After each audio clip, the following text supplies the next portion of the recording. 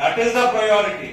ಅದರಲ್ಲೂ ಜೀವ ಹಾನಿ, ಜಾನುವಾರು ಹಾನಿಯನ್ನ ಅಟ್ ಎನಿ ಕಾಸ್ಟ್ ನಾವು ತಡೆಗಟ್ಟಬೇಕು.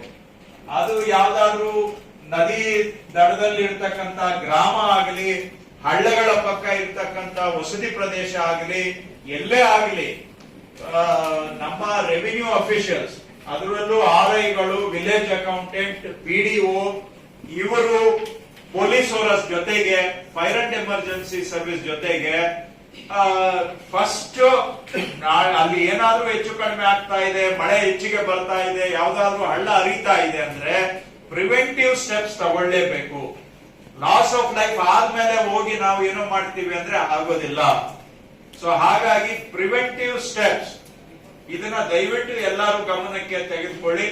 ಅದಕ್ಕೆ ನಾನು ಪ್ರಿನ್ಸಿಪಲ್ ಸೆಕ್ರೆಟರಿ ಹತ್ರ ಮಾತಾಡಿದ್ದೇನೆ. ಒಂದು ಈಗ ಅವ್ರು ಹೇಳ್ತಾರೆ ಯಾವ ಏರಿಯಾಗಳಲ್ಲಿ ಮಳೆ ಅತಿವೃಷ್ಟಿ ಆಗುವ ಸಾಧ್ಯತೆ ಇದೆ ಅಂತ. ನಾವು ಬರ ಬಂದಾಗ ಎಲ್ಲಾ ಗ್ರಾಮ ಪಂಚಾಯತಿಗೂ ಒಂದು ಅಧಿಕಾರಿಗಳು ತಂಡ ಮಾಡಿದ್ವಿ. ಈ ಬಾರಿ ಎಲ್ಲಾ ಪಂಚಾಯತ್ಗೆ ಬೇಕಿಲ್ಲ. ಯಾವುದು ವಲ್ನರಬಲ್ ಪಂಚಾಯತ್ ಇದಾವೆ ಅಂತವಕ್ಕೆ ಮಾತ್ರ ನೀವು police, revenue, panchayat, fire and emergency ಇಷ್ಟು ಅಧಿಕಾರಿಗಳನ್ನ ಟೀಮ್ ಮಾಡಿ, ಮಳೆ ಬರ್ತಾ ಇದೆ ಅಂದ್ರೆ ಅದು ರಜಾ ಇರ್ಲಿ, ಹಗಲಿರ್ಲಿ, ರಾತ್ರಿ ಇರ್ಲಿ, ಇಷ್ಟು ಇಲಾಖೆ ಅಧಿಕಾರಿಗಳು ಫೀಲ್ಡ್ ಅಲ್ಲಿ ಇರಬೇಕು.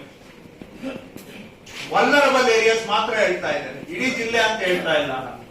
ನೀವು ಯಾವ್ದನ್ನ ಹಳ್ಳಗಳಿದಾವೆ, ಕೆಲವು ಹಳ್ಳಗಳು ಓಲಟೈಲ್ ಇದಾವೆ, ಕೆಲವು ನಟೋರಿಯಸ್ ಹಳ್ಳಗಳಿದಾವೆ, ಅಲ್ಲಿ ಯಥಾ ನೀರು ನುಗ್ಗಿ ಬಿಡುತ್ತೆ ಒಮ್ಮೊಮ್ಮೆ. ಅಂತವುಗಳ ಹತ್ರ ಎಸ್ಪೆಷಲಿ ಯಾವ್ದು ವಲ್ನರಬಲ್ ವಿಲೇಜಸ್ ಇದೆ ಅಂತ ನಿಮ್ಗೆ ಗೊತ್ತಿರುತ್ತೆ, ನಿಮ್ ತಹಶೀಲ್ದಾರ್ ಗೊತ್ತಿರುತ್ತೆ, ಲೋಕಲ್ ಆಫೀಸರ್ಸ್ ಗೊತ್ತಿರುತ್ತೆ.